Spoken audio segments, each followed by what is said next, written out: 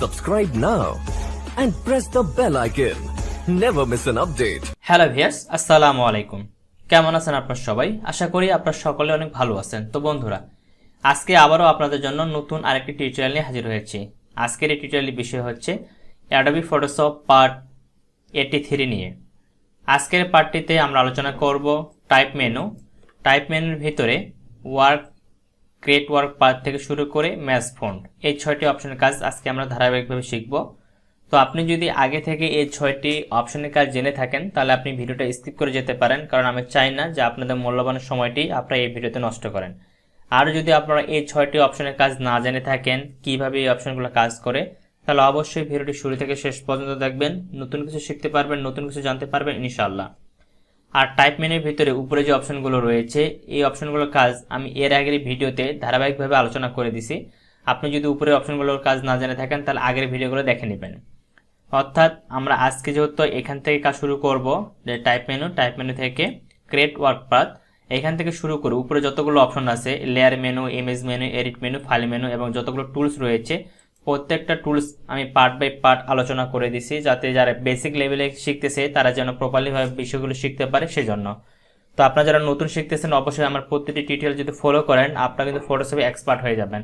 আর যারা আগে থেকে এক্সপার্ট আছেন তারা কিন্তু আমার টিউটোরিয়াল না দেখলেও পারেন, কারণ আমি এখানে একবারে বেসিক থেকে যারা শুরু করতেছে তাদের জন্য আমি সেইভাবে টিউটোরিয়ালগুলো তৈরি করে দিচ্ছি। তো চলুন আজকে যেহেতু আমরা এই অপশনগুলো নিয়ে কথা বলবো, এগুলো নিয়ে আজকে আলোচনা করি। তো প্রথমে আমরা দেখব ক্রিয়েট ওয়ার্ক পাথ, এই জিনিসটা কি। তো এই জিনিসটা দেখেন হাইড অবস্থা রয়েছে। তো এই অপশনগুলো আমাদের তখনই অ্যাক্টিভ হবে যখন আমরা আমাদের নতুন ডকুমেন্টের ভিতরে কোনো কিছু এখানে টাইপ করব। তো এখানে আমি টাইপ করার জন্য আমি টাইপিং টুলটাকে সিলেক্ট করে নিলাম।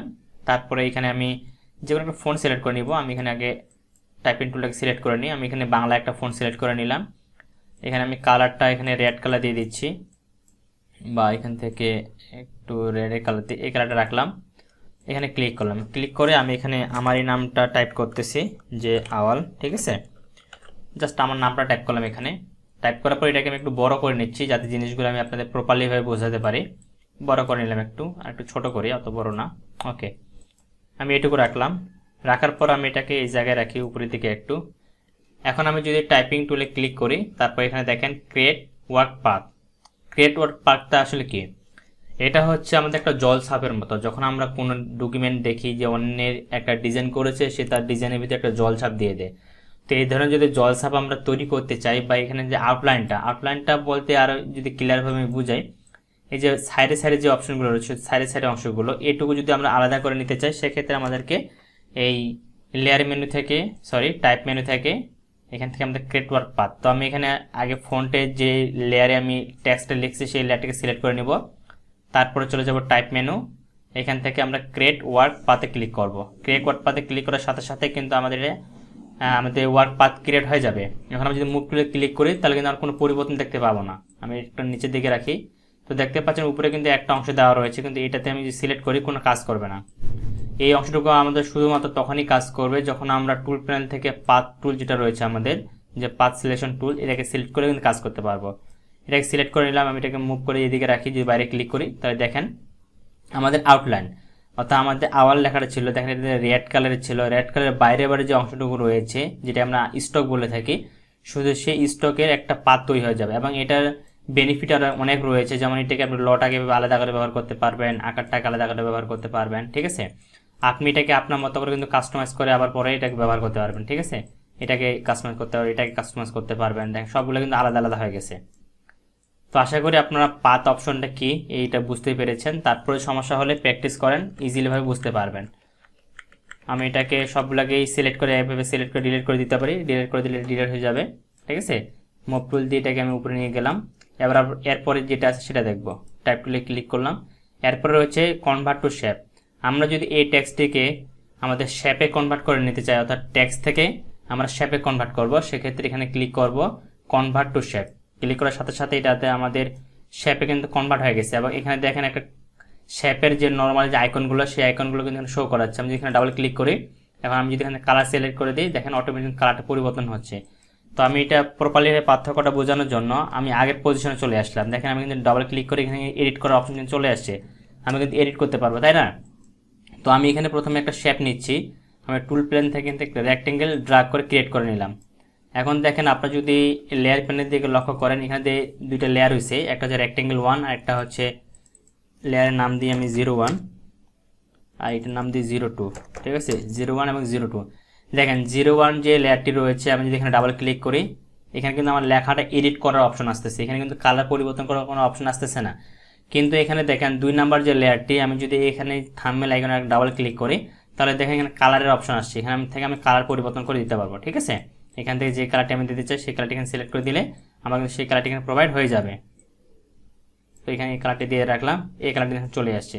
ঠিক একইভাবে আমরা যদি এই টেক্সটটাকে কনভার্ট করে, যে টেক্সট লেয়ারটি রয়েছে এটাকে যদি কনভার্ট করে এইভাবে শেপে কনভার্ট করে নিতে চাই, সেক্ষেত্রে আমাদেরকে এই কাজটি করতে হবে। কি করব, আমরা টেক্সট লেয়ারটিকে এভাবে সিলেক্ট করে নিব।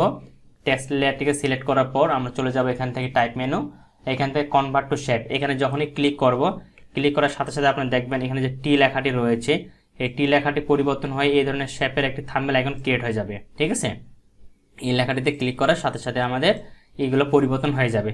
তো আমি এখানে দেখেন টাইপ, এখান থেকে কনভার্ট টু শেপে ক্লিক করলাম, তো দেখেন টিটা পরিবর্তন হয়, কিন্তু আমার যে আগে যে শেপেরটা ছিল এই শেপের যে থাম্বনেল আইকন, ঠিক ওই থাম্বনেল আইকনের মতো এখানেও কিন্তু একটা থাম্বনেল আইকন ক্রিয়েট হয়ে গেছে। এখন আমি যেখানে ডাবল ক্লিক করি, এখন কিন্তু আমার লেখার এডিট করার অপশন আসবে না, এখন আমাদের শুধু জাস্ট কালার পরিবর্তন করার অপশন আসবে। এখান থেকে আমরা আমাদের মতো কালার পরিবর্তন করে ব্যবহার করতে পারবো। ঠিক আছে, এটা আছে এই অপশনটা কাজ। তো আশা করি এটা আপনারা বুঝতে পেরেছেন। এরপরে যেটা রয়েছে সেটা দেখি আমরা। এরপরে যেটা রয়েছে, আগে আমাদের টেক্সটটা তো এখানে নাই, এখানে নতুন করে টেক্সট অ্যাড করে নিতে হবে।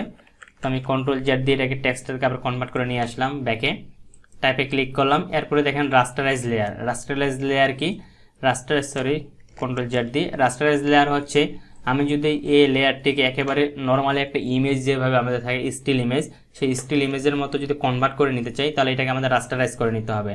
তার রাস্টারাইজ করে নিলে এটা কিন্তু আর আমরা এডিট করতে পারবো না, নর্মালি কালারও পরিবর্তন করতে পারবো না। কালার পরিবর্তন করতে গেলে আমাদের স্টাইল মেনুতে গিয়ে কাজটা করতে হবে। যেমন দেখেন আমি এখানে টাইপ মেনুতে ক্লিক করলাম, এখান থেকে ক্লিক করলাম রাস্টারাইজ টাইপ লেয়ার। এখানে ক্লিক করার সাথে সাথে আমাদের যে এই লেয়ারটি ছিল দেখেন এক লেয়ার, এখানে পুরোটাই কিন্তু আমাদের রাস্টারাইজ হয়ে গেছে, কোনো থাম্বনেল আইকন না। আমি যেখানে ডাবল ক্লিক করি, ডাবল ক্লিক করে সরাসরি আমাদের স্টাইল মেনুটি ওপেন হয়ে যাবে। এখন এটা যে কালার পরিবর্তন করার প্রয়োজন পড়ে আমাদের, তাহলে আমি এখান থেকে কালার পরিবর্তন করতে পারবো। আমি আর নর্মালি টেক্সটগুলোকে সিলেক্ট করে কোনো কালার পরিবর্তন করতে পারবো না, বা এখানে যে শেপ আইকনটা ছিল এখানে আমাদের, ঠিক আছে, ওইটা কিন্তু আর নাই। তো এইভাবে আমাদের কালারটা পরিবর্তন করতে হবে। ঠিক আছে, তো এটা হচ্ছে আমাদের এই অপশনটার কাজ। আমি কন্ট্রোল জেড দিয়ে আবার ব্যাকে আসলাম, টাইপ মেনু। এরপরে যেটা রয়েছে সেটা হচ্ছে আমাদের কনভার্ট টু প্যারাগ্রাফ টেক্সট। এটার কাজ কি, আমি এটাকে দুইটাকে অফ করে রাখলাম, টাইপিং টুলে ক্লিক করলাম, তারপর ড্রাগ করে এভাবে কিছু লেখা এখানে লিখে নিলাম। আমি এই লেখাটা এখানে লিখলাম, তো দেখেন এই লেখাটা কিন্তু আমাদের প্যারাগ্রাফ আকার আছে, তাই না? তো এটাকে যদি আমরা কনভার্ট টু প্যারাগ্রাফ করতে চাই, যে কনভার্ট টু পয়েন্ট টেক্সট, ঠিক আছে, পয়েন্ট টেক্সট যদি এখানে করতে চাই, তো আমরা জাস্ট এটাকে সিলেক্ট করে এতে ক্লিক করব, তাহলে আমাদের এখানে ইয়েস নো একটা পারমিশন চাবে, এখানে ওকে বাটনে ক্লিক করব। ইয়েস বাটনে ক্লিক করলে এটা আমাদের টেক্সটে কিন্তু কনভার্ট হয়ে যাবে পয়েন্ট টেক্সটে। এখন আমরা এটাকে আমাদের মতো করে এডিট করে এখানে ব্যবহার করতে পারবো। আশা করি এটা বুঝতে পেরেছেন। এটাকে আমি ডিলিট করে দিচ্ছি, এটা রাখার কোনো প্রয়োজন নেই। আমি আগেরটাকে অন করে নিচ্ছি, আবার টাইপ মেনুতে গেলাম। টাইপ মেনু থেকে এবার দেখেন সব অপশনগুলো কিন্তু আমাদের হাইড অবস্থা আছে, কারণ আমি টেক্সট যে লেয়ারটিটা কিন্তু সিলেক্ট করে নিই। তো আমি এটাকে সিলেক্ট করে নিচ্ছি, সিলেক্ট করার পর টাইপ মেনু পর এবার যেটা রয়েছে ওয়ার্ড টেক্সট, এটা কিন্তু খুবই গুরুত্বপূর্ণ একটি আমাদের বিষয়। আর এখানে দেখেন যখন আমরা প্যারাগ্রাফ সিলেক্ট করব তখন পয়েন্ট আসবে, আর যখন নর্মালি একটা সেন্টেন্স বা একটা ওয়ার্ড সিলেক্ট করে নিব তখন এটা আসবে যে কনভার্ট টু প্যারাগ্রাফ টেক্সট। এটাতে ক্লিক করলে এটা আমাদের প্যারাগ্রাফ টেক্সটে কিন্তু কনভার্ট হয়ে যাবে। তো আমি কন্ট্রোল জেড দিয়ে এটাকে ব্যাকে নিয়ে আসতেছি, টাইপ মেনুতে ক্লিক করলাম। এরপরে আছে ওয়ার্ড টেক্সট, এটা খুবই গুরুত্বপূর্ণ, এটা আমাদের বিভিন্ন ডিজাইনের ক্ষেত্রে আমাদের প্রয়োজন পড়ে। তো দেখেন আমি যখন ওয়ার্ড টেক্সটে ক্লিক করলাম তখন কিন্তু এই ধরনের একটা ইন্টারফেস আমাদের সামনে চলে আসবে। প্রথমে দেখেন এখানে স্টাইল রয়েছে নান, আমি যদি এখানে ক্লিক করি এখানে অনেকগুলো আমরা স্টাইল দেখতে পাবো। তো প্রথমে আমি সিসিটাকে সিলেক্ট করলাম, সিসিটাকে সিলেক্ট করার সাথে সাথে দেখেন আমার যে লেখাটি রয়েছে আওয়ার লেখাটি কিন্তু একটা স্টাইলে কিন্তু কনভার্ট হয়ে গেছে। ঠিক আছে, এখন আমি এখান থেকে এটাকে ভার্টিক্যালিও করতে পারি, হরিজেন্টালিও করতে পারি। তো বর্তমানে আমি এটা হরিজেন্টালি দেওয়া রয়েছে, আমি যদি ভার্টিক্যালি ক্লিক করি তাহলে ভার্টিক্যালি আসবে। যখন আমরা ভার্টিক্যালি কোনো কিছু লেখা লিখবো তখন মূলত ভার্টিক্যালি ডিজাইনটা করব, আর যখন হরিজেন্টালি লেখাটা থাকবে তখন আমরা হরিজেন্টালি ডিজাইনটা ব্যবহার করব। এখান থেকে দেখেন ব্যান্ড রয়েছে, এখান থেকে আমরা পার্সেন্টেজটা বাড়াতে পারি এবং কমাতে পারি। আমি যদি এই দিকে এটাকে বাড়ালে আমাদের এই যে দূরত্বটা রয়েছে, মাঝখানে যে খাসটা রয়েছে এটা কিন্তু আরও উপরের দিকে চলে যাবে এবং মাঝখানে খাস বেশি হয়ে যাবে। আমি যত এটাকে বাড়াবো তত খাস বেশি হবে। ঠিক আছে, এই যে দেখেন তত রাউন্ডেডের মতো হয়ে যাচ্ছে। আর এটাকে যত কমাবো তত কিন্তু আমাদের নিচের দিকে যাবে, নিচের দিকে ডাউন হবে। দেখেন নিচের দিকে পুরোটাই ডাউন হয়ে গেছে। সামনের দিকে বাড়ালে আমাদের উপরের দিকে এটা বেড়ে যাবে, নিচের দিকে ডাউন হবে। আর এটাকে যদি আমরা কমাই তাহলে নিচের দিকে ডাউন হবে, উপরের দিকে বেড়ে যাবে। সরি, এটা আমি এখানে 0 দিয়ে রাখি, এটা না, এটা হচ্ছে এই অপশনটা কাজ। ঠিক আছে, আশা করি বুঝতে পেরেছেন। আর যদি আমরা এটাকে 0 করে রাখি তাহলে নর্মালি যে টেক্সটের নর্মাল টেক্সটটা এখানে থেকে যাবে। তো ব্যান্ডটা আপনারা বুঝতে পেরেছেন। এরপরে হরিজন্টালি ডাইমেনশন, আমরা যে হরিজন্টালি যে ডাইমেনশনটা আছে এখান থেকে যদি একটু বাড়াই দেখেন আমি এটাকে হরিজন্টালে আমাদের কিন্তু এদিকে রোটেট হয়ে যাচ্ছে, হরিজন্টালি রোটেট হচ্ছে। আর যদি আমি এটাকে কমাই তাহলে কিন্তু আমাদের হরিজন্টাল রোটেটটা কমে যাবে, এই দিকটা বাড়বে, এই দিকটা কমবে। যখন আপনারা এটা প্র্যাকটিক্যালি ব্যবহার করবেন তখন কিন্তু পার্থক্যগুলো বুঝতে পারবেন, নর্মাল কিন্তু পার্থক্যগুলো বুঝতে পারবেন না। এরপরে ভার্টিক্যালি ডিস্টেশনটা ক্লিক করলে আমাদের উপরের যে অংশটুকু একটু অ্যাডজাস্ট হয়ে যাবে, নিচেগুলো দূরে যাবে। আমি যদি এটাকে কমাই তাহলে উপরেরটা উল্টো দিকে চলে যাবে। ঠিক আছে, তো এটা আপনাদের প্র্যাকটিক্যালি ব্যবহার করলে বিষয়টা বুঝতে পারবেন। আমি এটাকে ক্যান্সেল করে দিচ্ছি, আমি আবার এখানে যাচ্ছি, এখান থেকে ওয়ার্ড টেক্সট, এখান থেকে আবার আমি আলাদা করে দেখাচ্ছি আপ ARC লোয়ার, এখান থেকে আমাদের এটাকে বাড়াতে পারি, কমাতে পারি। এখান থেকে সবগুলো কিন্তু একই, আমি শুধু জাস্ট আপনাদের দেখাচ্ছি যে কীভাবে কাজ করে। এটা আমাদের উপর দিকে চলে গেছে দেখেন বেশি, এটা হচ্ছে আমাদের ওভাল সিস্টেম আর কি। যদি এইভাবে করতে চাই সেক্ষেত্রে এটা করতে পারি। তারপর এখানে আমাদের অনেকগুলো রয়েছে, ব্যাজ আছে। ঠিক আছে, তো এখানে আপনাদের দেখতে ফ্ল্যাগ, যেমন ফ্ল্যাগের যখন ডিজাইন করি, ঠিক আছে, ফ্ল্যাগের মতো থাকবে, এই ডিজাইনটা আপনারা ব্যবহার করতে পারেন। এখানে এইটা ডিজাইন ব্যবহার করতে পারেন। তো এখান থেকে কোন ডিজাইনটা আপনাদের প্রয়োজন, কোনটা রাখতে চাচ্ছেন সেটা আপনাকে এখান থেকে সিলেক্ট করে নিতে হবে। তো আমি নর্মালি এখান থেকে শুধু এডিটগুলো দেখাচ্ছি যে কীভাবে পরিবর্তন করতে হচ্ছে। এটাকে আমরা শেপের মতো যদি সার্কেলের মতো রাখতে চাই এটা এইভাবে রাখবো, স্কোয়ারের মতো করতে চাই স্কোয়ারের মতো, এটা হবে আমাদের সিকোয়েন্স। তারপরে হচ্ছে এখানে টুইস্ট, এখানে টুইস্টের মতো রাখতে পারি। তো আমি বেশিরভাগ এটাই ব্যবহার করি বিভিন্ন ডিজাইনের ক্ষেত্রে। তো আপনার কোনটা প্রয়োজন সেটা আপনি এখান থেকে সিলেক্ট করে দেখে নেবেন। তো এই ভিডিওটা যদি আপনাদের ভালো লেগে থাকে বা এখান থেকে কিছু শিখতে পারেন অবশ্যই ভিডিওতে কিন্তু একটা লাইক করবেন। আর আপনারা কিন্তু কমেন্ট করতেছেন না, এই জন্য কিন্তু বিষয়টা একটু খারাপ লাগতেছে, কারণ আপনাদের জন্য এত সুন্দর করে আমি ভিডিও তৈরি করে দিচ্ছি। আপনাদের যদি মতামতগুলো না জানতে পারি তার সত্যিই কিন্তু একটু দুঃখের বিষয়। তো আপনাদের প্রতি অনুরোধ থাকবে অবশ্যই আপনারা কিন্তু আপনাদের মতামতগুলো কমেন্ট বক্সে জানাবেন যে ভিডিওগুলো আপনাদের কেমন লাগতেছে, কিছু শিখতে পারতেছেন কিনা। তো চলুন আমরা এখন পরবর্তী অপশনের কাজটা দেখি।